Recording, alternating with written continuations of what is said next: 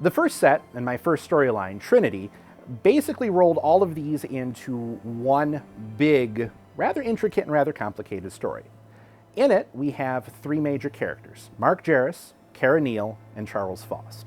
And all three of these reflect a lot of those same interests. Mark Jarvis is basically the lead hero of the story. He is the last of the classically trained mages in the world. He was picked up as a youth, he was recognized for his potential and his ability, and he was taken abroad and instructed in the classical style of magic. His Grandmaster was the last of that particular order, and wanted Mark to eventually succeed him.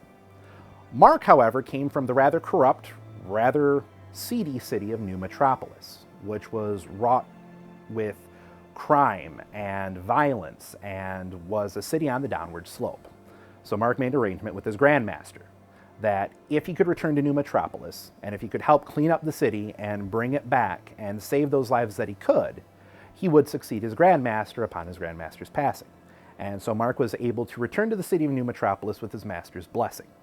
Here, prior to the story, he spent about 5 years acting as a vigilante, cleaning up the streets of New Metropolis. This has earned him a reputation, though none of the crime lords and none of the violent factions in the city really know who he is. He is more myth than he is actual fact to these people. Kara Neal is a young woman and a member of the secretive organization known only as the Order. In the world of Final Twilight, mages are born, not necessarily educated. And because of the lack of formal training over the years, people who have found themselves in possession of these great, phenomenal supernatural powers have quickly fallen away from the light and have embraced selfish, abusive, and very personal uses of their magic. This has caused great harm and great damage, but it's also kind of flown under the radar. The Order exists specifically to hunt down these individuals and kill them. They believe mages, all mages, to be a blight on humanity, and they believe that it is necessary for them to be killed in order for humanity to prosper. Over the years, however, the Order's hatred of all mages has blinded them even to the possibility that there could be someone out there who shares their same goal of protecting humanity from these dark and evil magic users. Kara has come to the city of New Metropolis on the heels of a mage who was responsible for the death of her partner. Thanks to her ability to sense magic, she knows that a mage is active in the city of New Metropolis and has been actively hunting him for the past several weeks as the story picks up.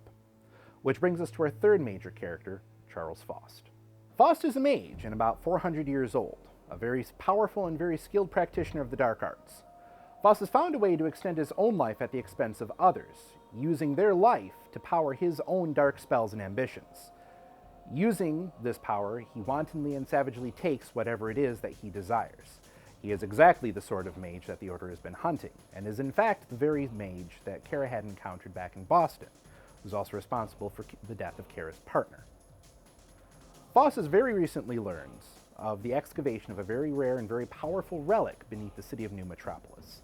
Knowing about Mark, and knowing about Kara, Faust has engineered a very complicated game of cat and mouse, pitting one against the other to keep them distracted, while he continues his plans to acquire the relic unopposed.